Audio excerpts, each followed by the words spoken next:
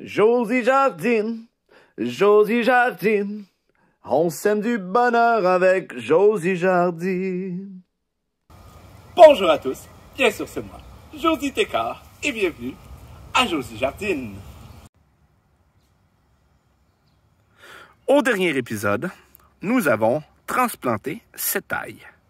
Ça fait approximativement 2 semaines. Pourquoi aussi long?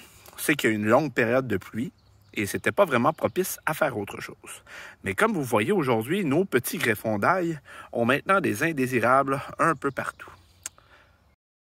À notre épisode, on va utiliser une technique simple, qu'on dit ancestrale, du détritus de feuilles. Le détritus de feuilles, aussi simple que ceci, crée chez dans la majorité des terrains, lorsque laissé sur le sol, on peut bien voir ici que le gazon versus la présence des feuilles, ça pousse très peu en dessous. On va utiliser le même principe pour notre ail qui se trouve juste ici, afin de couvrir le sol d'une pellicule de détritus où les petites graines vont avoir de la difficulté à s'implanter. Et en même temps, ce détritus qui va rester humide va aider à conserver la surface parfaite pour la plante, bien humide, et va activer une bonne série de croissance de bactéries directement en surface, qui est toujours très, très positif pour votre terre. Autrement dit, vous l'engraissez, puis en plus, vous prévenez une bonne partie du travail. Mais là, je vais arrêter de parler et je vais aller faire la première étape, c'est-à-dire cercler toutes les plantes. Ça, c'est toujours nécessaire. La raison que j'ai attendu qu'elle soit un petit peu plus longue, c'est pour pouvoir les arracher plus facilement. Et aujourd'hui, on est avec le gant. Parce que lorsqu'on a des coupures sur nos mains, il faut se protéger afin que les risques d'infection, qui est très régulier dans le sol, il y a des bactéries, nous évitent que nos coupures perdurent plus longtemps. Donc, c'est très important de se protéger. Ceci est une asperge prête à être récupérée et mangée. Une excellente pause délicieuse. Et on casse. C'est bon. On en voit d'autres ici. On en voit d'autres là. On en voit d'autres là. Et j'estime qu'il devrait en avoir encore ici. On va voir. Malheureusement, j'ai cassé une autre petite tête ici. Là, on va la voir. Là, mais malheureusement, on verra bien. On verra bien. Ça, c'est une des choses délicieuses. On peut voir ici la ciboulette. Et dans quelques secondes, je vais vous montrer un autre secret de mon jardin.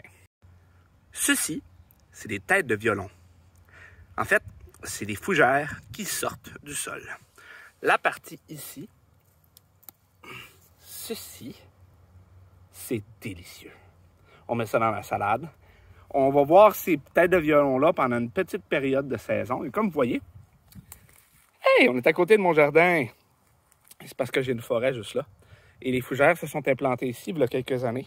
Et je profite du délicieux que ça peut nous procurer. Je vous jure, les têtes de violon, c'est vraiment très, très bon.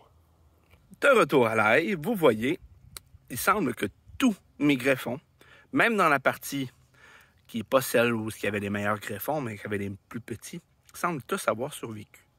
Donc, on va dire, c'est une réussite. Prochaine étape, on dépose les feuilles. Donc ici, on peut voir, c'est ce qu'on doit faire. On dépose le détritus autour de la plante. Et tout à l'heure, je vais tout mouiller le détritus pour m'assurer qu'il reste bien en place. Oui, il y en a qui vont partir au vent. C'est pas super solide, mais il faut que vous pensiez ceci.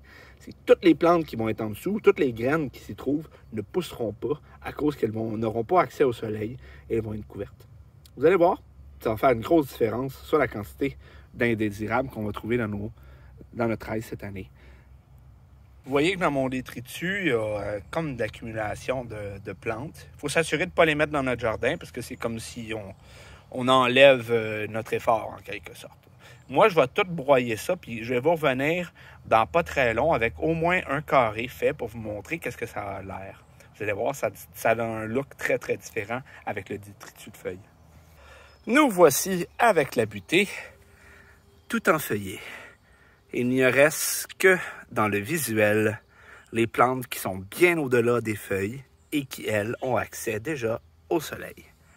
Ici, on voit que j'ai enlevé les mauvaises herbes ici et là aussi. Je vais faire la même chose avec les feuilles pour cette butée-là et je vous reviens. Oui, c'est pas très beau. Je dois l'accorder, ça n'a pas l'air d'une belle terre, etc. Mais l'effort que je vais avoir à mettre est vraiment, vraiment moindre que si j'essayais d'entretenir une surface totalement étincelante. Et si vous voyez, j'ai profité aussi du détritus pour aller entourer mes asperges. Et en attendant qu'il y en ait d'autres délicieuses à manger, c'est tellement bon, c'est tellement bon. En conclusion, le détritus de feuilles, c'est un outil très utile et une méthode très simple à appliquer qui va vous donner 4 avantages dans votre jardin cet été. Le premier, en fait, c'est un détritus, donc c'est un fertilisant qui va engraisser vos croissances. 2, sa présence prévient la croissance d'indésirables comme les mauvaises herbes et bien d'autres de petits arbres comme dans la forêt ici à côté.